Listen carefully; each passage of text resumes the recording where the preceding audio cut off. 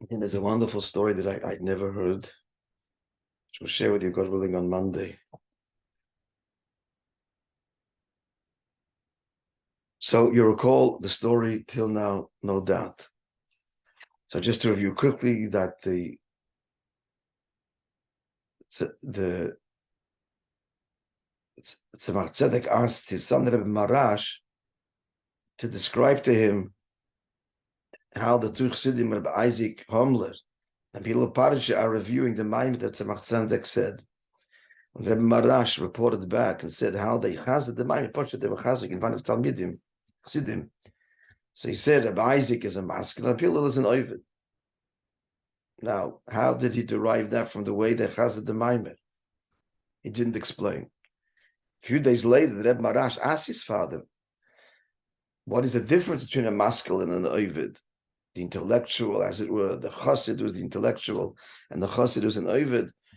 Obviously, the intellectual is an ovid. The whole point is he works in himself, and the ovid is an ovid because we're just learning and internalizing, understanding chassidus. So the story continues. A few days later, the Tzemach Tzedek said a maimer for his children and 7 sons, and amongst them were these 2 chassidim.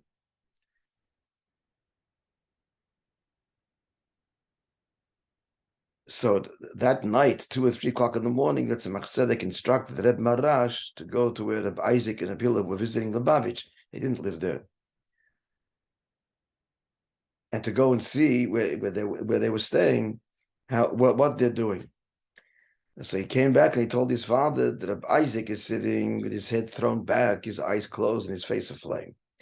Reb Hillel is sitting with his head in his eingebogen, lowered head, as he said, his head within him, and with his fingers in his mouth, like clenched. So that's Tzemach Tzedek said, this is where we're up to. Both of them are thinking about the Maimer, but Rabbi Isaac is thinking about, and we learned this, friends, Klasaration, the 3 heads that are in the 3, without going to the Pratim, the 3 heads of the supernal Kesed, which was spoken about in the Maimer. That's what Rabbi Isaac is thinking. And Rabbi Hillel is thinking about the Mile of Kabbalah's oil,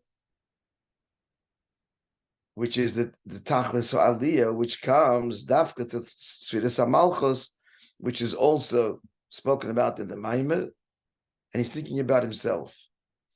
In a way, it's these 2 avos we're speaking about over here, as opposed to the 3rd one, which he didn't get to.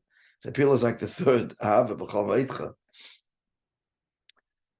And Eisel was thinking about, but simply here, the orientation was for Rabbi Hillel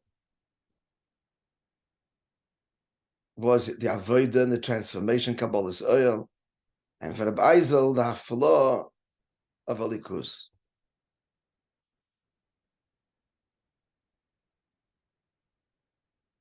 And both unnecessary.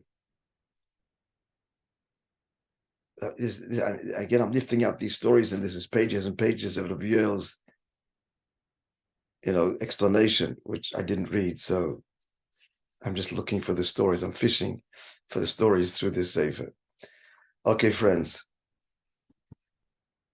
we get the general idea. And the fact that we're learning about it means that each one of us has to be a little bit of an ovid, each one on there, an ovidal and a maskil. We need to understand to the degree that we can, and we need to apply it to ourselves, which is obviously something that is much more universal and applicable, and of which there are no excuses for. In that scholar, no.